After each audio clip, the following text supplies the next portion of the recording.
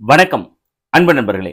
மத்திய நிதியமைச்சர் நிர்மலா சீதாராமன் அவர்கள் பாராளுமன்றத்துல தொடர்ந்து தன்னோட பட்ஜெட்டை இப்ப தாக்கல் பண்ணிட்டு இருக்காங்க. அதன் இடையில தான் நம்ம இந்த வீடியோவும் வெளியிடுறோம். ரொம்ப மிக முக்கியமான ஒரு திருப்பமா இந்த பட்ஜெட்ல ஒரு வரவேற்க தகுந்த ஒரு அம்சம் இருக்கு. பல விஷயங்கள் பட்ஜெட்ல பேசியிருந்தாலும் கூட ஒரு விமர்சனமும் வந்திருக்கு. அதாவது வேற ஒண்ணும் இல்ல, பாஜகவோடு கூட்டணியில் இருக்கக்கூடிய ஆந்திரா மாநிலத்திற்கும் பீகார் மாநிலத்திற்கும் ஏராளமான நிதியுதவிகளை அள்ளி எறிஞ்சிருக்காங்க. சமூக வலைதளங்கள்ல நெட்டிசன்கள் எல்லாம் ஒரு மிக முக்கியமான விமர்சனத்தை முன்வைக்கிறாங்க. இது ஆந்திரா மற்றும் பீகாருக்கான பட்ஜெட்டா இந்தியாவுக்கான பட்ஜெட்டா அப்படின்லாம் விவாதங்கள் போய்கிட்டு இருந்தாலும் கூட மாணவர்களுக்கு ஒரு ஜாக்பாட்டா இந்த பட்ஜெட் அமைஞ்சிருக்கு அப்படின்னே நம்ம சொல்லிடலாம். மாணவர்களுக்கு மிக முக்கியமான ஒரு அப்டேட்டை கொடுத்திருக்காங்க நிர்மலா சீதாராமன். பட்ஜெட்ல அவங்க படிச்சிருக்காங்க. சோ பட்ஜெட்ல படிச்சிருக்கனால 2024-25 நிதியாண்டுக்கான திட்டம் தான் இது அப்படிங்கறதுனால இந்த நிதியாண்டிலேயே இது அமல்படுத்தப்படலாம். சோ மாணவர்கள் இதுக்கான திறனை வளர்த்துக்கிறது மட்டும்தான் இப்ப அவங்க செய்ய வேண்டிய உடனடி பயிற்சியா இருக்கும். மாணவர்களுக்கு மாதந்தோறும் 5000 ரூபாய் கிடைக்கும் இந்த திட்டத்துல. ஏற்கனவே தமிழகம் போன்ற மாநிலங்கள்ல மகளிருக்கு 1000 ரூபாய் கொடுக்கப்பட்டு வருது. அரசு பள்ளிக்கூடத்திலையும் அரசு உதவிபெறும் பள்ளிகளிலையும் படிக்கக்கூடிய மகளிருக்கு 1000 ரூபாய் கொடுக்கறது மாதிரி அரசு பள்ளிகளையும் அரசு உதவிபெறும் பள்ளிகளையும் படிக்கக்கூடிய மாணவிகளுக்கு 1000 ரூபாய் கொடுத்துட்டு இருக்காங்க. அரசு பள்ளியில படிக்கக்கூடிய மாணவர்களுக்கு 1000 ரூபாய் கொடுத்துட்டு இருக்காங்க. சோ மத்திய அரசினுடைய பார்வையும் இதை நோக்கி திரும்பி இருக்கு. மாணவ சமூகத்திற்கு ஏதாவது ஒரு வகையில நிதியை பங்களிப்பா செய்யறதன் மூலமா தான் அடுத்த தலைமுறையிட்ட போய் சேர முடியும் அவங்க நினைச்சாங்களா என்னன்னு தெரியல. ஆனா மிக அற்புதமான ஒரு திட்டத்தை கொடுத்திருக்காங்க.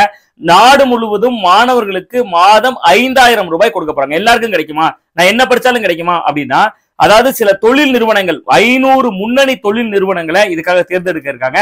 அந்த தொழில் நிறுவனங்கள்ல மாணவர்கள் கம்பல்சரியா ஒரு இன்டர்ன்ஷிப் போற மாதிரியான ஒரு மெத்தடை கொண்டு வர போறாங்க. அவங்களுடைய உரைகள்ல இருந்து நம்ம இப்படிதான் புரிஞ்சுக்க வேண்டியிருக்கு.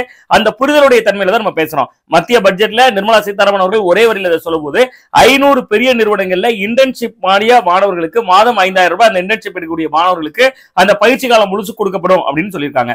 சோ இதை பொறுத்த வரைக்கும் முதல் கட்டமா இது பொறியியல் கல்லூரி மாணவர்களுக்கு அல்லது ஆர்ட்ஸ் அண்ட் சயின்ஸ்லேயே கூட இன்டர்ன்ஷிப் மெத்தடை நிலையில் கொண்டு வர விரும்பக்கூடிய கல்லூரிகள் கொண்டு வரலாம் அப்படிங்கக்கூடிய ஒரு விதிமுறையை கொண்டு வரலாம்.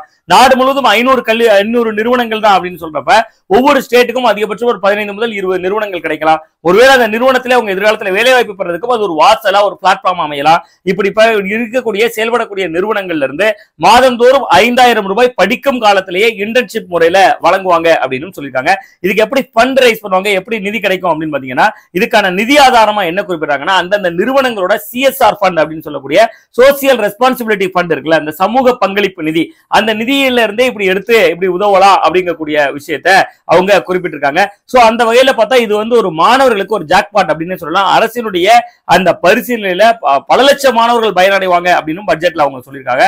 சோ அந்த 5000 ரூபாய் உங்களுக்கு வேணும்னா கல்லூரியில இந்த 2024-25 ஆண்டுல நீங்க படிக்கிறவங்களா இருக்கணும். அது ஒருவேளை இனிமேல் தான் அதுக்கான வரைமுறை ஸ்ட்ரக்சர்லாம் வகுப்பாங்கிறதுனால கல்லூரியில் இறுதி ஆண்டு படிக்கக்கூடிய மாணவர்களுக்கு தான் கிடைக்கும் அப்படின்னு சொல்லலாம். சோ அதுக்கான திட்டங்கள்லாம் இருக்கு. வேற பட்ஜெட்ல என்னெல்லாம் கவனிக்க முடியா இருக்கு அப்படிங்கறத இப்ப நம்ம பார்த்தலாம். இயற்கை வேளாண்மை செய்வதற்காக ஒரு கோடி விவசாயிகளுக்கு பயிற்சி கொடுக்கப்படும். அடுத்த 2 ஆண்டுகள்ல இயற்கை விவசாயம் செய்வதற்கு மட்டும் 1 கோடி விவசாயிகளுக்கு பயிற்சி இருக்காங்க. புதிய கண்டுபிடிப்புகள் ஊக்குவிக்கப்படும் இருக்காங்க.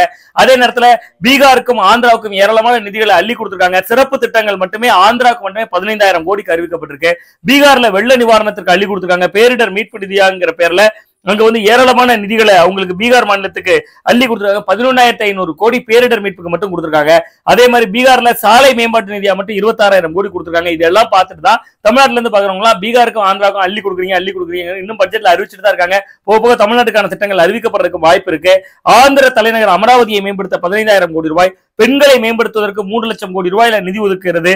முத்ரா கடன், ஏழை எளிய மக்களுக்கு தங்களுடைய நிதி தேவையை பூர்த்தி செய்வதற்காக முத்ரா கடன் வாங்குறது ரொம்ப வழக்கமான ஒன்றா இருந்துச்சு. அந்த முத்ரா கடன் வந்து சாதாரண ஒரு 25000 ரூபாயில இருந்து 50000 மக்களாங்க அப்படி படிப்படியா கூடிச்சு. இப்போ உயர்த்தப்பட்ட முத்ரா கடன் அப்படிங்கிறது 20 லட்சம் ரூபாய் வரையிலும் முத்ரா கடன் வாங்க முடியும் அப்படிங்கக்கூடிய சூழலை கொண்டு வந்திருக்காங்க. இது மாதிரி MSME நிறுவனங்களுக்கு 100 கோடி ரூபாய் கடன் கொடுக்கறதா இருக்கலாம். தொழிலாளர்கள் இன்னைக்கு வடமாநில தொழிலாளர்கள்லாம் வராங்க அல்லது இங்க இருக்கக்கூடிய தொழிலாளர்கள் அங்க போறாங்க, அவங்களுக்கு தங்குமிட வசதிகளுக்கு எல்லாம் பிரச்சனை இருக்கக்கூடியதை அரசே நேரடி மேற்பார்வையில தங்குமிட வசதியை ஏற்பாடு செய்யும் சொல்லியிருக்காங்க. அப்புறம் வந்து தொழிற்துறையுடன் இணைந்து பெண்கள் தங்கும் விடுதிகளை நாடு முழுவதும் அமைக்கிறோம் இருக்காங்க. நாடு முழுவதும் 20 தொழிற்பேட்டைகள் உருவாகும் இருக்காங்க. கல்வி கடனை வந்து 10 லட்சம் வரைக்கும் வழங்கலாம் அப்படிங்கக்கூடிய மிக முக்கியமான ஒரு விஷயத்தையும் பண்ணியிருக்காங்க. அதே நேரத்துல பத்திரப்பதிவு கட்டணத்தை குறைக்கணும் அப்படின்னு மாநில அரசுகளுக்கு நிர்மலா சீதாராமன் அவர்கள் அறிவுறுத்தியிருக்காங்க. இது எல்லாம் இருந்தாலும் திருநம்பி சமூகத்துக்கா இருக்கலாம், மாற்றுத்திறனாளி சமூகத்துக்கா இருக்கலாம், இவங்களுக்கு குறிப்பிடத்தகுந்த அளவுக்கு இந்த பட்ஜெட்ல எதுவுமே அறிவிக்கல. இன்னொன்று தமிழ்நாட்டுக்கான சிறப்பு திட்டங்கள் அப்படிங்கிற பேர்ல தமிழ்நாட்டுக்கு ரொம்ப மேஜரான பெரிய ஸ்கீம்ஸ் எதுவும் வரல அப்படிங்கக்கூடியதும் நெட்டிசன்களுடைய பதிவா இருக்கு. இந்த மத்திய பட்ஜெட் பத்தி நீங்க என்ன நினைக்கிறீங்கிறதையும் மறக்காம கமெண்ட் பாக்ஸ்ல கமெண்ட் பண்ணுங்க. நன்றி, வணக்கம்.